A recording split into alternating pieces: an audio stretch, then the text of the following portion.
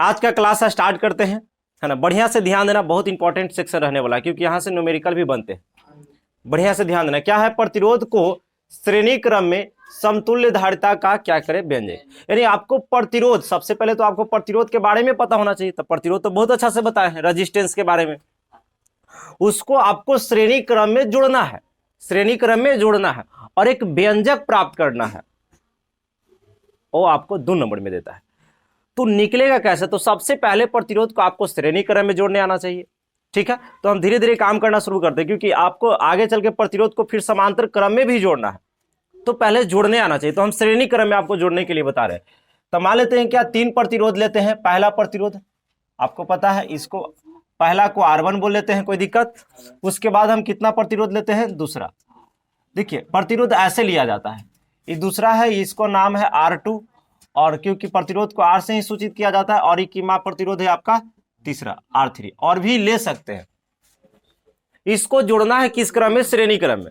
तो श्रेणी क्रम क्या कहता है, जैसे मान लेते हैं कि यहाँ आपका मेन लाइन है, क्या है, यहाँ पे आपका मेन लाइन है।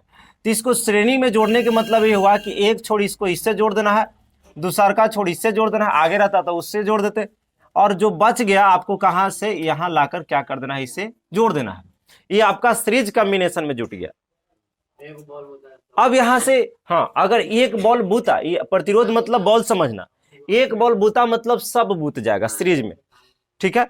अब यहां से चीजों पे ध्यान देना, जैसे मान लेते हैं आप समांतर क्रम में जोड़ना है। किस क्रम में जोड़ना है, प्रतिरोध को समांतर क्रम में। तो पहले जोड़ने आना चाहिए। तो हम यहां पे क्या करते हैं कि पहला प्रतिरोध ले लिए, यहां से आपका केमा प्रतिरोध है, दूसरा प्रतिरोध है, यहां से आपका केमा प्रतिरोध है बाबू, तीसरा प्रतिरोध, और ये आपको समांतर में जोड़ना होगा। तो इसका छोड़ इससे जोड़ देना है, इसका छोड़ इससे जोड़ देना है, इसका भी इससे जोड़ देना है, और इसका इससे जोड़ देना। यहां पे आपका क्या है, मेन लाइन है, यहां पे क्या है आपका मेन लाइन है। तो मेन लाइन से आपको डायरेक्ट लाके यहां से जोड़ देना है। ये आपको किस क्रम में जुट गया, समानांतर। तो पहले जोड़ने आना चाहिए। जैसे मान लेते हैं इसका प्रतिरोध R1 है, इसका कितना है और इसका कितना है, R3। एकदम गौर देना, गौर से देखना, ठीक है। यहां से मान लेते हैं कि प्लस है, क्या है, माइनस है। अच्छा आप लोग बताइए कि यहां से जब वोल्टेज यानी V वोल्ट से जोड़ दिए हैं, क्योंकि वोल्टेज से ही जोड़ा जाता है। यहां से बताइए कि यहां से जब धारा जाएगा तो धारा तो बट नहीं रहा है। जो मान लेते 50 लीटर पानी भेजे, तो जो पानी इसमें 50 लीटर जाएगा वही इसमें जाएगा, वही इसमें जाएगा, यानी धारा इसमें बट नहीं रहा है, धारा नहीं बट रहा है। तो यहाँ विभव मतलब विभवांतर, यानी कह सकते हैं कि वोल्टेज बढ़ जाएगा, V1 रहेगा, V2 और V3। बात को समझना। तो आपको बोल सकता है कि प्रतिरोध जब श्रेणी क्रम में होता है तो किसका मान नहीं बदलता है, तो धारा का मान नहीं बदलता है। यहां तो कोई दिक्कत। लेकिन जैसा ही यहां से आप धारा को भेजिएगा तो धारा 3 जगह जाएगा, एक धारा ऊपर जाएगा, एक धारा इसमें जाएगा, और एक धारा इसमें। मतलब 50 लीटर पानी भेजेगा तो तीनों में जाएगा। तो यहां धारा क्या हो रहा है, बढ़ रहा है। यानी इसमें हम कह सकते हैं कि इसका I1 धारा ले लेते हैं, इसका कितना ले लेते हैं, और इसका ले लेते हैं I3। यानी यहां पे वोल्टेज यानी नहीं बदल रहा है। अगर धारा बदला तो वोल्टेज नहीं है, वोल्टेज बदलेगा तो धारा नहीं। तो यहां सबसे पहले आपको जोड़ने आया है ना, तो श्रेणी में कैसे जोड़े, समानांतर में कैसे जोड़े। अब उसके बाद आपको ध्यान देना है कि जो बदलता है ना वहां से चलना शुरू करना। जैसे मान लेते हैं कि आपको इसमें कौन बदल रहा है, वोल्टेज। तब V बराबर जो होगा V1 plus V2 plus V3, V1 plus V2 plus V3। इसमें कौन बदल रहा है, इसमें धारा बदल रहा है। तो इसमें चलेगा I बराबर क्या चलेंगे, I1 plus I2 plus I3। एक बार में हम 2 क्वेश्चन देख रहे हैं, एक बार में कितना क्वेश्चन, 2 क्वेश्चन। एकदम देखना कि दोनों में क्या तुलना करना वहां पे कि किसमें क्या हो रहा है, ठीक है। अब यहां से देखिए, इससे पहले हम ओम के नियम बताए हैं। तो ओम के नियम से आप जानते हैं, ठीक से समझिएगा, ओम के नियम से क्या जानते हैं, ओम के नियम से आप जानते हैं V बराबर क्या होता है, IR। ये तो हम प्रूव कर चुके हैं जी, ओम के नियम से V बराबर क्या होता है, IR। तो जहां जहां आपको V मिलेगा वहां IR का यूज करना है। तो यहां V मिला तो यहां क्या लिखेंगे, IR बराबर, यहां से V1 तो IR1, क्योंकि V1 के लिए R1 है, धारा नहीं बदलता है। इसमें भी धारा सेम रहेगा, I ही रहेगा। लेकिन R2 हो जाएगा, IR2, क्योंकि V1 के लिए सॉरी V2 के लिए R2 हो जाता है, और यहां से क्या हो जाएगा IR3। कोई दिक्कत नहीं। अब यहां से हम लोग क्या करेंगे, आगे की ओर बढ़ेंगे तो IR जो रहेगा उसको छेड़छाड़ नहीं करना है। यहां से I इसमें भी है, इसमें भी है और इसमें भी है, तो यहां से I को हम लोग क्या कर लेंगे, कॉमन। तो आपके पास I बाहर आ गया तो R1 बच गया है, यहां से I बाहर आ गया है तो R2 बच गया है, और यहां से I बाहर आ गया है तो आपका क्या बच गया है, R3 बच गया है। और I से I को क्या कर देना है, काट देना है। यानी फाइनल जो रिजल्ट आपका आया है यहां से R बराबर, कौन बराबर, R बराबर R1 plus R2 plus R3।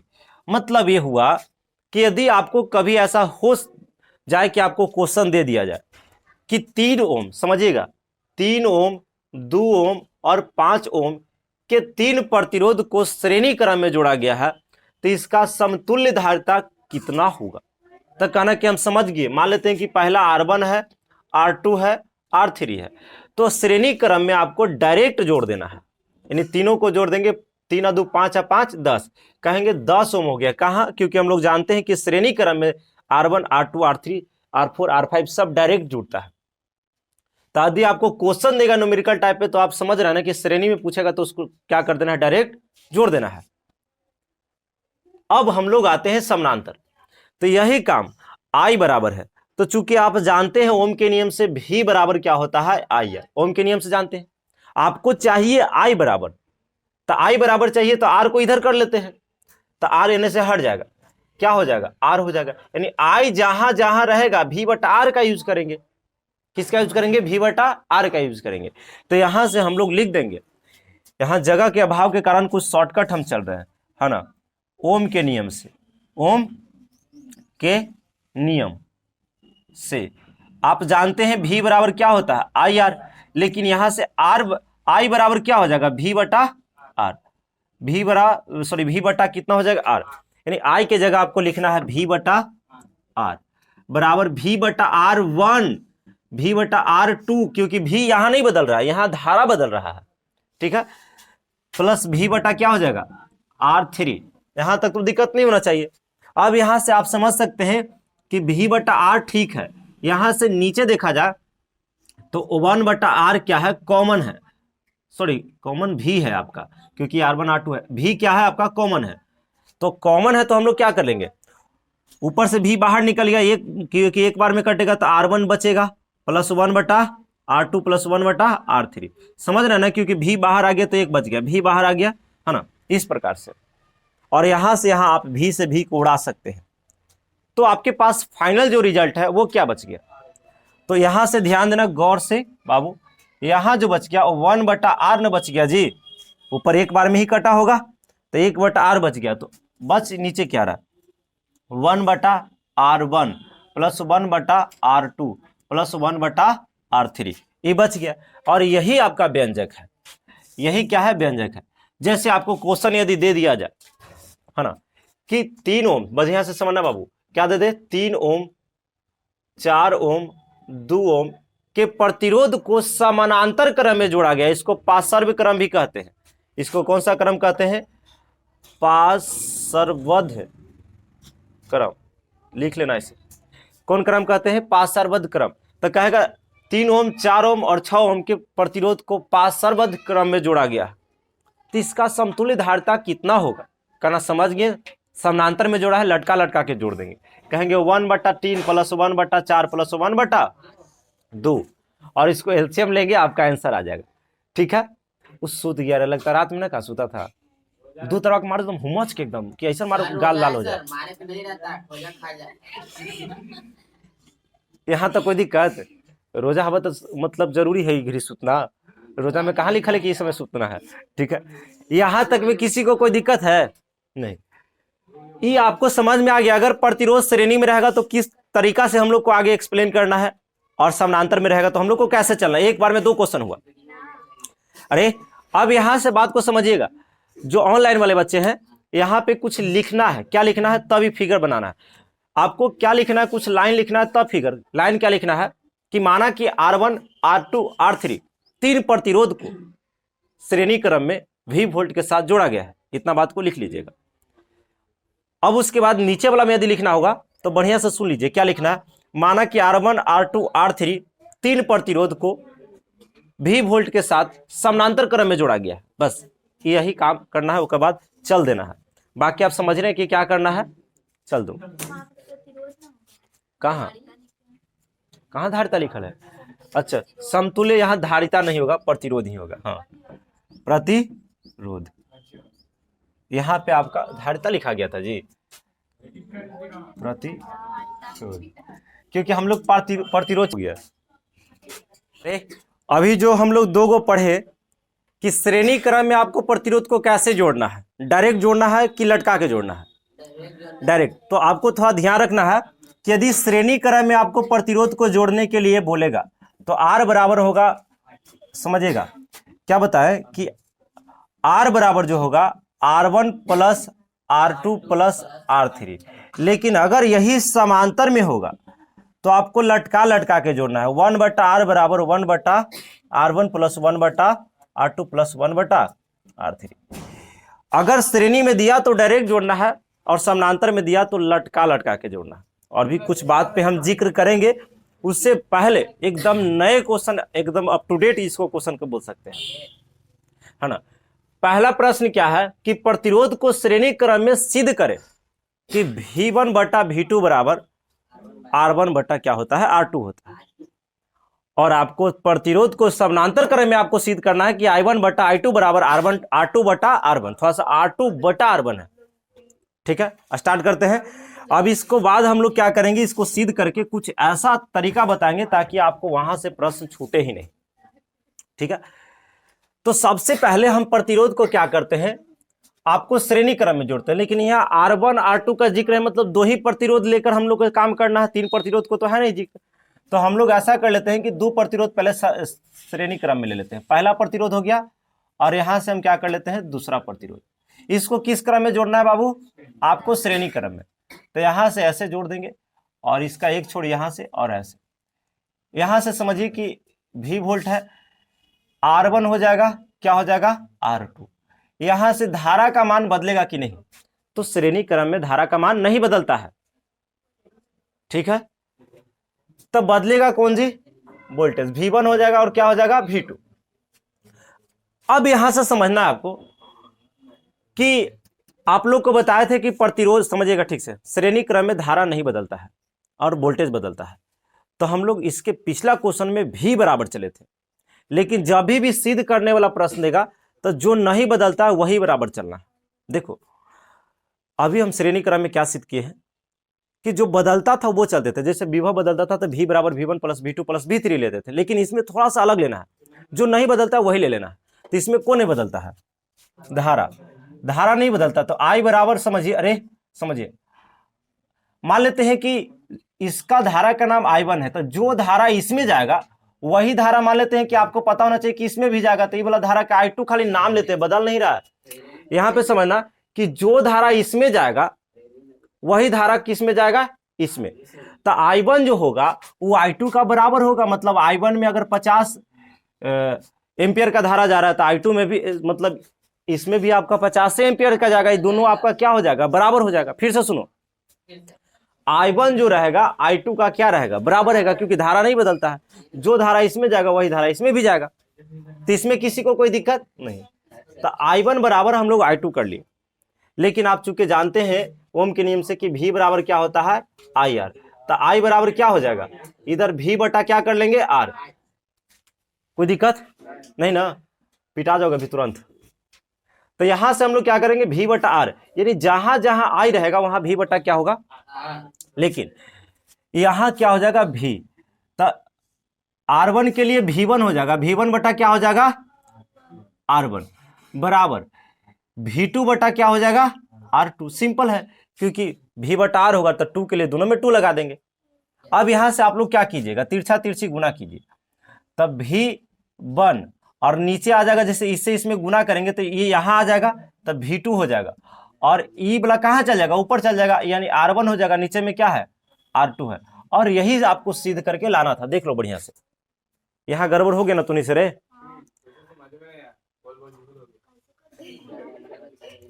एक लाइन में और बढ़ाते ना तो तुमने खूब समझ में आता। देखो इससे इसमें गुना किया गया है तो समझना कि ई वहां चल गया है और इसके स्थान पर ई आ गया है। अगर ज्यादा दिक्कत है तो हम लोग एक लाइन बढ़ के लिखेंगे तो ज्यादा सही रहेगा। ठीक है, चलो यहां से आप क्या कीजिए, इससे इसमें गुना कीजिए तो क्या हो जाएगा, अरे V1 R1 R2 होगा।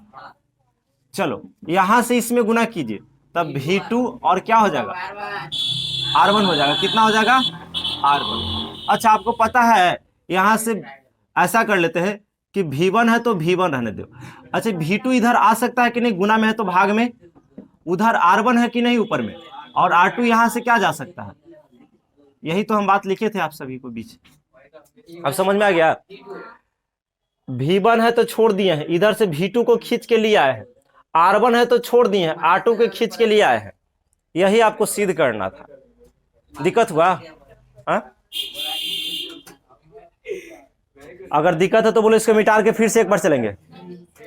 अब इसमें ध्यान दो। अरे अब हम लोग किस में ध्यान देंगे, समानांतर क्रम में। थोड़ा सा फ्रेश नहीं बता पा रहे हैं, है ना, जो साफ सुथरा होता है ना वही नहीं बता पा रहे। एक बार बढ़िया से सुनो, ठीक है। चलो आपको ऐसा ऐसा यहाँ पे चोंगा बैठल है कि ऐसा बचतब ना, है ना।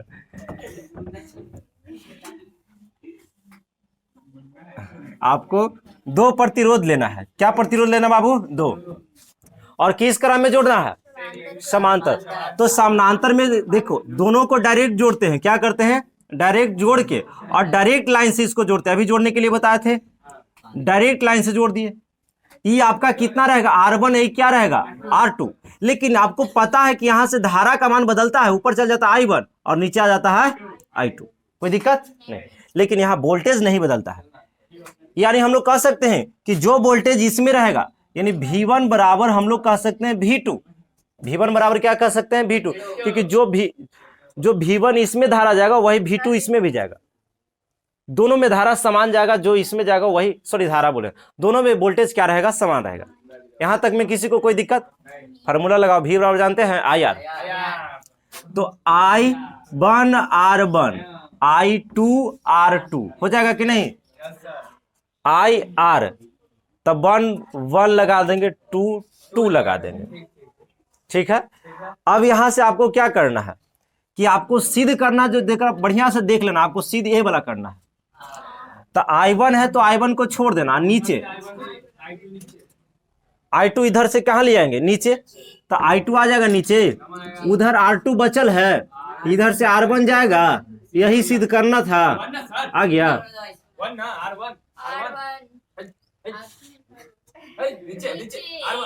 अच्छा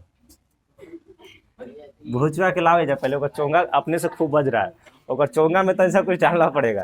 ठीक है, तो यहां से R2 बटा क्या हो जाएगा, R1।